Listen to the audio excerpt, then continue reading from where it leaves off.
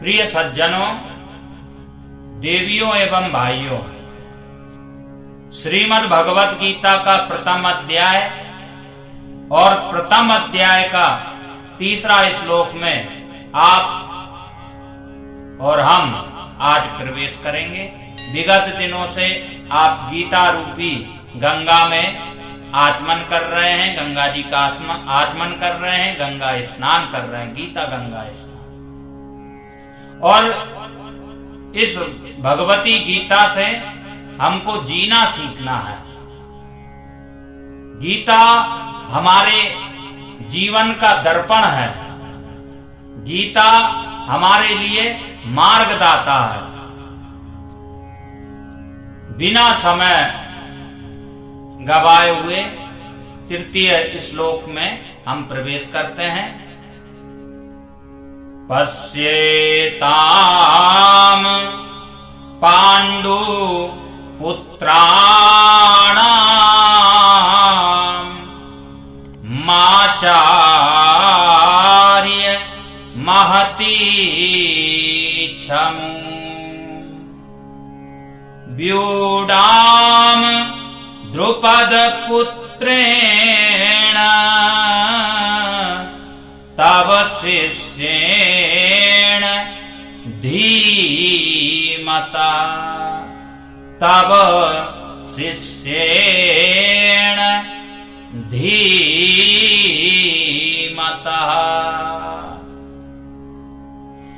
इस तृतीय श्लोक से दुर्योधन 11वें श्लोक तक बोलते हैं और यहां तृतीय श्लोक में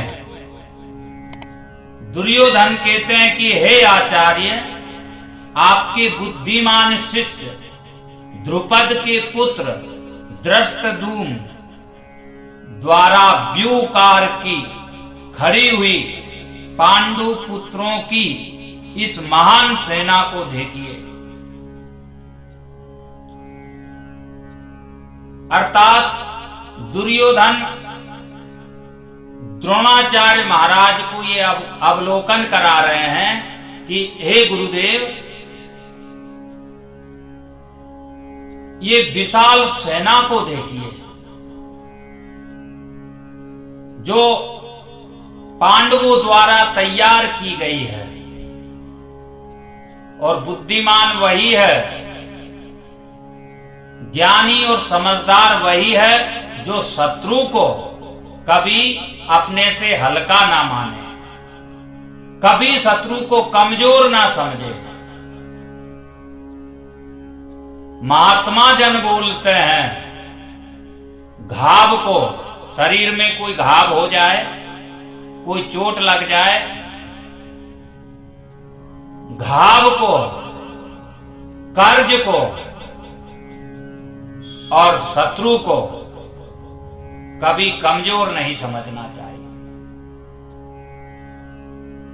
बीमारी छोटी सी होती है और थोड़ी सी होती है।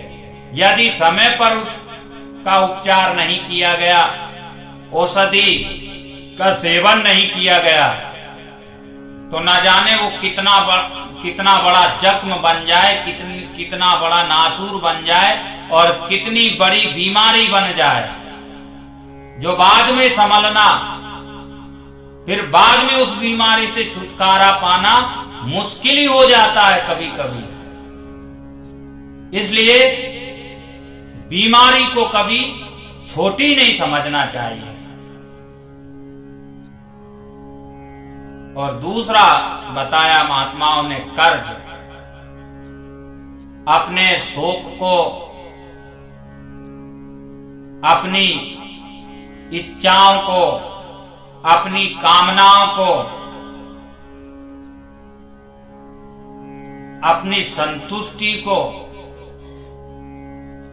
अपनी हवस को, अपनी तृष्णाओं को पूर्ण करने के लिए हम कर्ज ले लेते हैं। दूसरे की देखा देखी करने के लिए अपने आप को महान समाज में सिद्ध करने के लिए, अपने आप को ऐश्वर्य संपन्न दिखाने के लिए, प्रदर्शन की पूर्ति के लिए मनुष्य कर्ज ले लेता है। और कर्ज ले लेता है और परिणाम क्या होता है आप सब जानते हैं। इसलिए अपनी मौज मस्ती को पूर्ण करने के लिए, अपनी तृष्णाओं को, अपनी आशाओं को पूर्ण करने के लिए कर्ज नहीं लेना चाहिए, किसी से ऋण नहीं लेना चाहिए। ऋण लेकर मकान बनाना, ऋण लेकर अपने शौक को पूर्ण करना, ऋण लेकर के, कर्ज लेकर के विवाह शादी करना, कर्ज लेकर के अन्य दूसरे कार्य करना, ये सब गलत है। लेकिन लोग आजकल तो सोचते हैं कि जब तक जीना है मस्ती से जियो, कंबल ओढ़कर घी पियो। और इसका नतीजा, इसका परिणाम ये होता है कि मनुष्य जब कर्ज नहीं चुका पाता है तो रात दिन टेंशन में रहता है, रात दिन परेशान और चिंता में रहता है, रात दिन परेशानी में रहता है, रात दिन उदास रहता है, और कभी कभी तो इंसान आत्महत्या तक कर लेता है। इसलिए कर्ज को कभी भी कमजोर नहीं समझना चाहिए, जितना जल्दी है उसको चुका देना चाहिए। कर्ज को, घाव को और शत्रु को कभी कमजोर नहीं समझना चाहिए। तो यहां गीताकार ने हमको ये प्रेरणा दी है, ये सूत्र दिया है, ये हमको दर्शन कराया है कि मनुष्य जिस कार्य को कर रहा है, जिस काम को करने जा रहा है, जिस काज में हाथ लगाने जा रहा है, जो करने जा रहा है, उस कार्य की गहराई को समझ लें पहले, उस कार्य की बलवता को समझ ले, उस कार्य की कमजोरी को भी समझ ले, उस काम में आने वाले विघ्न, बाधाएं, रुकावटें और समस्याओं को भी समझ ले। चारों तरफ से, हर दिशा से हम अवलोकन करें, हम देखें, हम दृष्टिपात करें, चारों तरफ देखें कि यहां क्या क्या अवरोध है, क्या क्या समस्याएं हैं, क्या क्या परेशानी आएगी, क्या क्या दिक्कतें, क्या क्या रुकावटें और क्या क्या तकलीफें आ सकती है, कौन शत्रु बन सकता है, ये अवलोकन करना है। अर्थात समस्या की गहराई में जाना चाहिए। समस्या से बिना लड़े, समस्या को बिना देखे, बिना लड़े, बिना जूझे हिम्मत नहीं हारना चाहिए। प्रयास पूरा करना चाहिए, पुरुषार्थ पूरा करना चाहिए और पूरा प्रयास, पूर्ण प्रसाद और पूर्ण परिश्रम के बाद भी अगर सफलता ना मिले तो हरि की इच्छा मानना चाहिए। दुर्योधन चतुर है, धीमता, धीमता बुद्धिमान है। द्रोणाचार्य अपने गुरु द्रोणाचार्य महाराज को कहते हैं कि आपके ही शिष्य द्रुपद पुत्र धृष्टद्युम्न ने व्यूकार, ये बड़ी आकार की विशेष रूप से विधिवत सेनाएं खड़ी की है युद्ध में लड़ने के लिए। ये दुर्योधन ने कहा।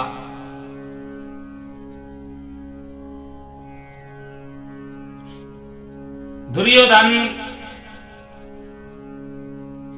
थोड़ा सा विचलित हो गया।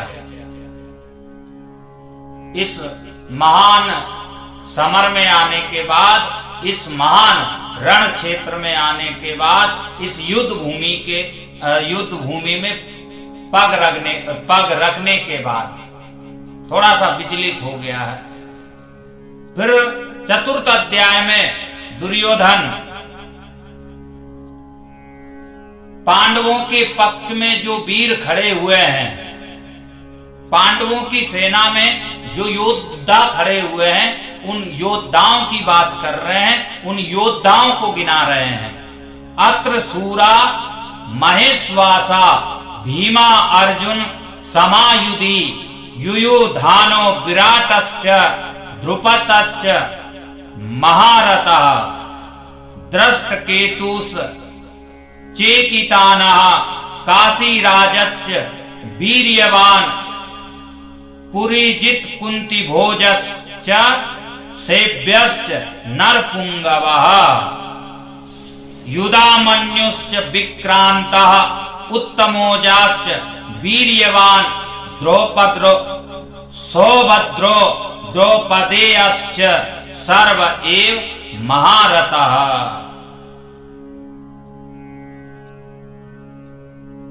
दुर्योधन बोलते हैं आचार्य जी से कि इस सेना में बड़े बड़े धनुष वाले तथा युद्ध में भीम और अर्जुन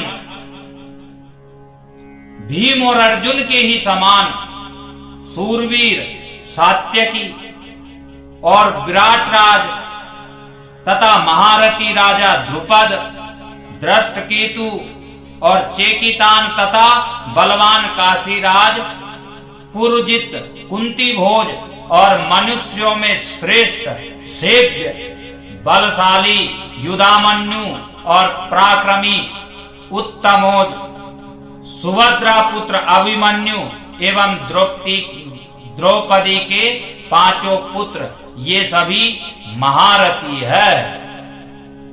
ऐसा जो है दुर्योधन ने अपने गुरु के सामने निवेदन किया कि हे गुरुदेव, ये सब महावीर है, बड़े बलवान है, काशीराज है, महाराज विराट है, कुंती भोज है, और मनुष्यों में जो श्रेष्ठ सेव्य है, बलशाली युधामन्यु, अभिमन्यु, अर्जुन, भीम, नकुल, सहदेव, द्रौपदी के पांचों पुत्र, ये सब हमारे सामने खड़े हुए हैं। इनसे जीतना, इनका मुकाबला करना, इनसे लड़ना, इनका सामना करना, इनको चुनौती देना बड़ा भयानक है।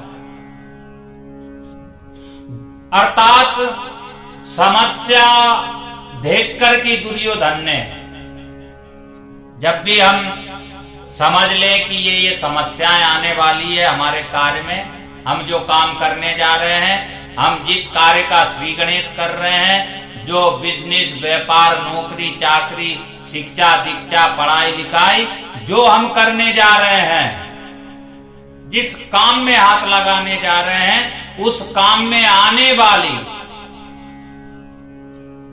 समस्या यदि हमको समझ में आ गई, दिख गई कि ये समस्या हमारे सन्मुख खड़ी है, हमारे सामने ये समस्या है, तो समस्या के साथ में जो जो मजबूत पॉइंट है, जो जो मजबूत पार्ट्स है, उनको देखना चाहिए। समस्या के साथ में जो विशेष सहयोगी है समस्या का, जो समस्या का साथ दे रहे हैं, जो हमारे शत्रु का साथ दे रहे हैं, समस्या अर्थात हमारा शत्रु, ऐसे समझिए, जो हमारे शत्रु का साथ दे रहे हैं, हमको उनको देखना चाहिए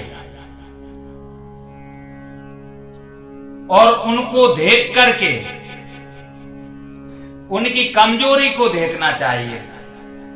उनको देखने के बाद में उनमें जो कमजोरी है, जो लाचारी है, जो विवशता है, जो एक प्रकार से उनको गिराने वाली, मिटाने वाली, नष्ट करने वाली जो भी आदत है, उस आदत को पकड़ना चाहिए।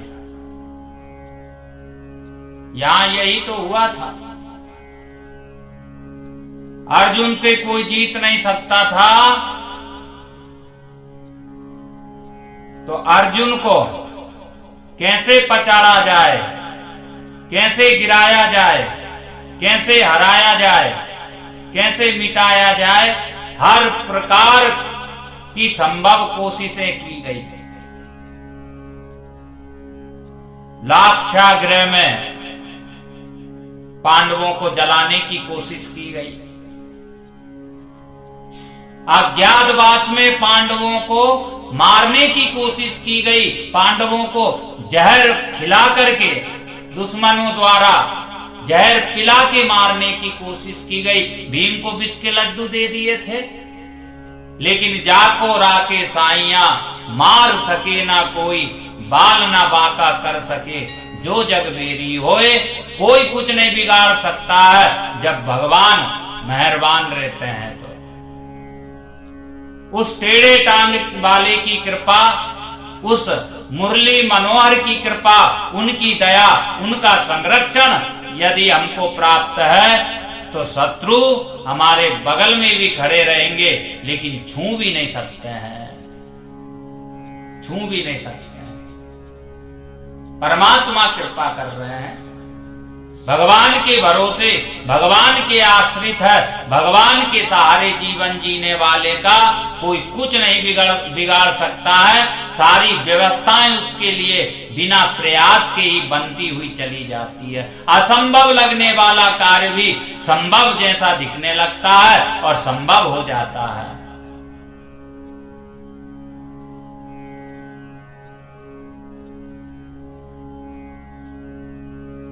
पांडवों को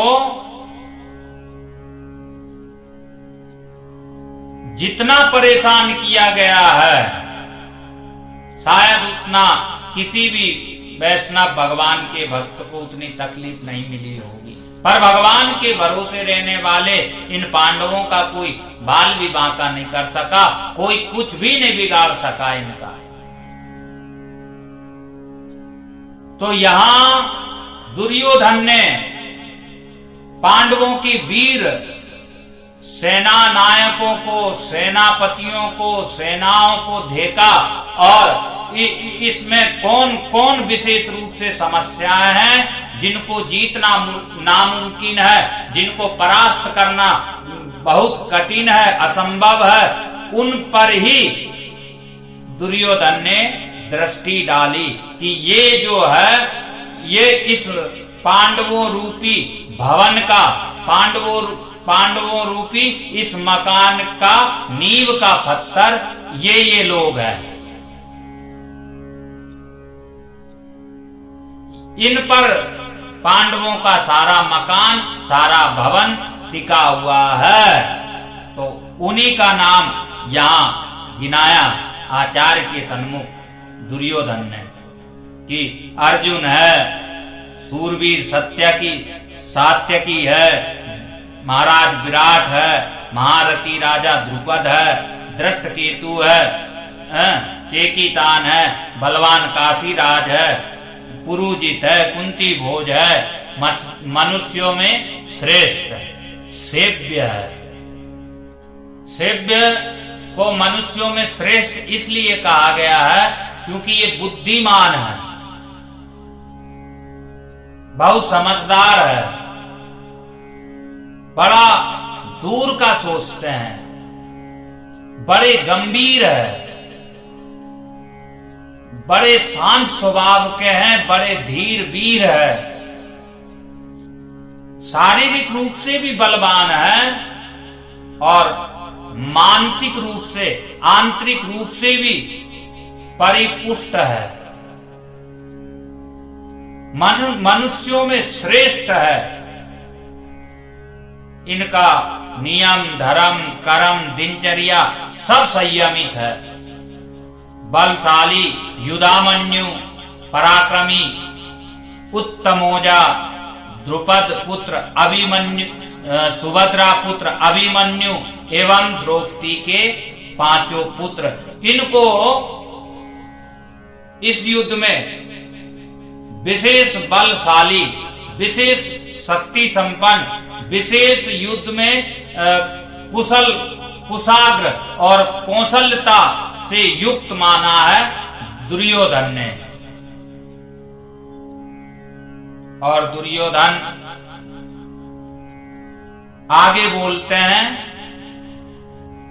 7वां श्लोक में, अस्माकं तु विशिष्टा ये तानि बोध द्विजोत्तमा नायका मम सेनस्य संजयार्ततान प्रवीमिते। हे द्विज श्रेष्ठ, हे आचार्य, द्विज श्रेष्ठ कहा है, अर्थात ब्राह्मणों में श्रेष्ठ, ब्राह्मणों में पूजनीय, ब्राह्मणों में वंदनीय, ब्राह्मणों में उत्तम, ऐसा संबोधन बड़े मान और सम्मान के साथ में दुर्योधन ने आचार्य जी को ये शब्द बोले हैं और कहा कि अपने पक्ष में भी जो प्रधान है उनको आप जान लीजिए, आपकी जानकारी के लिए, और मेरी सेना के जो जो सेनापति है उनको मैं बताता हूं। अब दुर्योधन ने विपक्ष को देख करके, अपने सामने वाले को देख करके अपनी सेना को देखा, अर्थात समस्या के साथ में जो 2-2 हाथ करने वाले हैं, समस्या को बलवान बनाए हुए हैं, समस्या मजबूत बनी हुई है, उन कारणों को देखा। समस्या तो पांडव है दुर्योधन के लिए, और उन पांडवों को मजबूत बनाने के लिए जो जो खड़े हैं वो सबका नाम गिनाया दुर्योधन ने। सत्यकी है, राजा विराट है, महाराजा द्रुपद है, धृष्टकेतु है, अभिमन्यु है, द्रौपदी के 5 पुत्र है, युधामन्यु है। ये जो है समस्या के साथ में खड़े हुए हैं और समस्या को बलवान, शक्तिशाली, मजबूत बनाए हुए हैं। वो सब दुर्योधन ने देखा और फिर आचार्य जी से उन समस्याओं को देख करके आचार्य कहीं डगमग ना हो जाए, ऐसा लगा दुर्योधन को, कहीं विचलित ना हो जाए, कहीं हताश, निराश, उदास और परेशान ना हो जाए, कहीं भयभीत ना हो जाए। थोड़ी देर के लिए दुर्योधन के मन में ये भाव आया तो तुरंत दुर्योधन ने उन चुनौतियों को स्वीकार किया दुर्योधन ने, और उन चुनौतियों का मुकाबला करने के लिए जो जो खड़े हैं उनका भी वर्णन किया। भवान भीमश्च कर्णश्च समितिञ्जयः अश्वत्थामा विकर्णश्च सोमदत्तिस्तथैव च। आप द्रोणाचार्य और भीष्म पितामह तथा कर्ण और संग्राम विजयी कृपाचार्य तथा अश्वत्थामा विकर्ण और सोमदत्त का पुत्र भूरिश्रवा। ये जो है ऐसे योद्धा है, ये ऐसे दिग्विजय योद्धा है कि एक बार युद्ध शुरू कर देते हैं तो युद्ध में कभी हारते नहीं, चाहे युद्ध करते करते जीवन समाप्त हो जाए। जैसे भीष्म पितामह, गंगा पुत्र देवदत्त भीष्म, इनको इच्छा मृत्यु का वरदान था। अब थोड़ा सा विचार करिए कि जो समस्याएं, जो परेशानियां, जो दिक्कतें, जो मुसीबतें और जो तकलीफ है हमारे सन्मुख,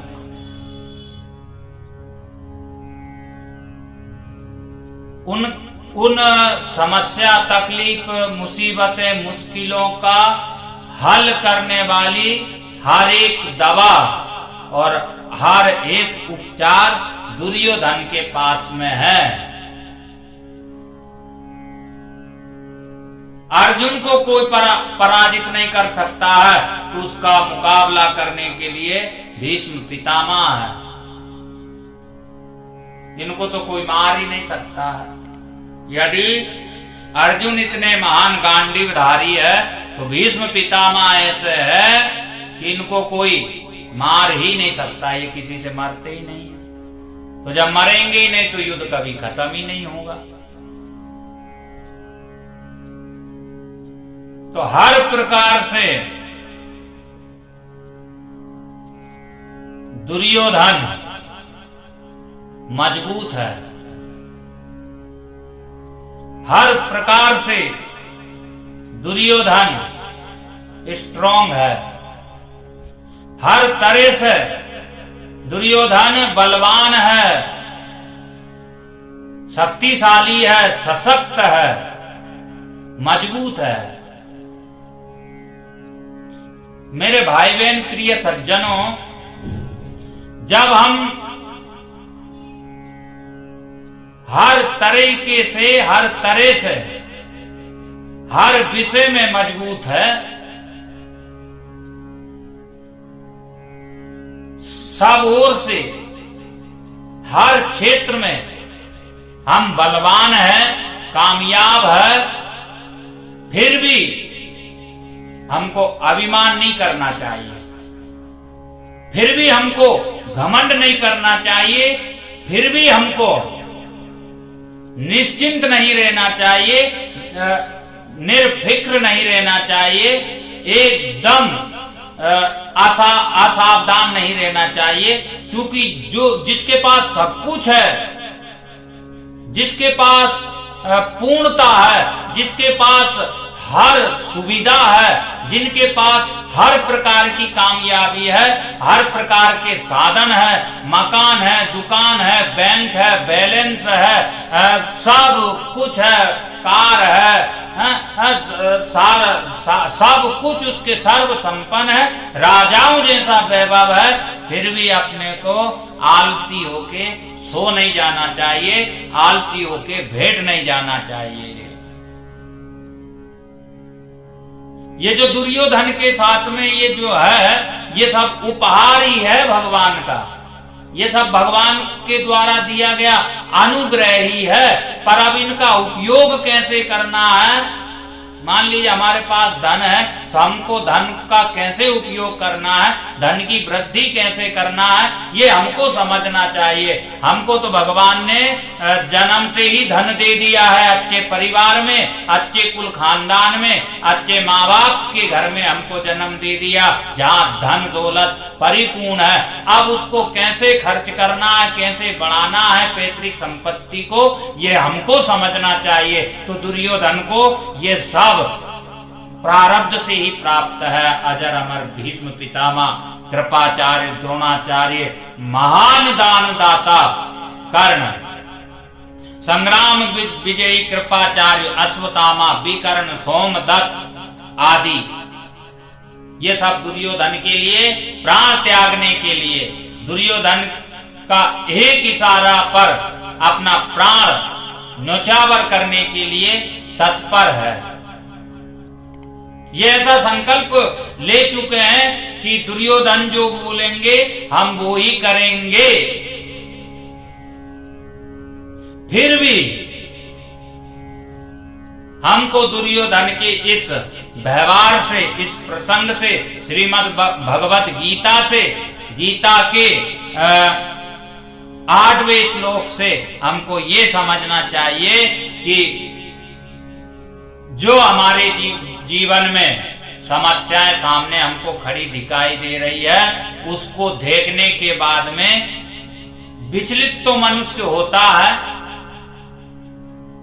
जो प्राप्त है उसको देख करके मनुष्य अहंकारी तो हो जाता है, घमंड तो आ जाता है, अभिमानी तो हो जाता है कि हमारा तो ये अब काम हो गया, हमको अब क्या चिंता, हमारे तो बेटी का विवाह हो गया, अब हमको क्या चिंता, हमारा तो बड़ा मकान हो गया, बड़ा बैंक बैलेंस एकत्रित कर लिया हमने, तो वैभव राजाओं जैसा जुटा लिया, अब हमको क्या चिंता, क्या फिक्र, क्या टेंशन, निश्चिंत हो गए हम, तो ऐसा मान लेते हैं और फिर धीरे धीरे अभिमान और अहंकार हमको घेर लेता है, और जहां आया अभिमान वहां से भागे भगवान। जैसे ही अभिमान आ जाता है वैसे ही भगवान भाग जाते हैं। समस्याएं जब हमने देख ली कि हमारे जीवन में ये समस्याएं हैं और इतनी बड़ी बड़ी समस्याएं हैं, ये इसका हमको मुकाबला करना पड़ेगा, इनको गिराना पड़ेगा, इसको तोड़ना पड़ेगा, इसको मिटाना पड़ेगा, इसका विध्वंस करना पड़ेगा। तो जब हमने ये देख लिया तो हमको हिम्मत भी नहीं हारना चाहिए। हमारे पास क्या क्या है, इन पर विजय प्राप्त करने के लिए, इन चुनौतियों से लड़ने के लिए, इन समस्याओं से मुकाबला करने के लिए थोड़ा सा अपने को भी देखना चाहिए, अपने तरफ भी झांकना चाहिए कि हम कितने सशक्त हैं, हम कितने शक्तिशाली हैं, हम कितने गुणवान हैं, हम कितने ज्ञानी हैं, हम कितने विवेकवान हैं। ये 8वां श्लोक है प्रथम अध्याय का। आगे की चर्चाएं कल श्रवण करेंगे। बोले वृंदावन बिहारी लाल की जय।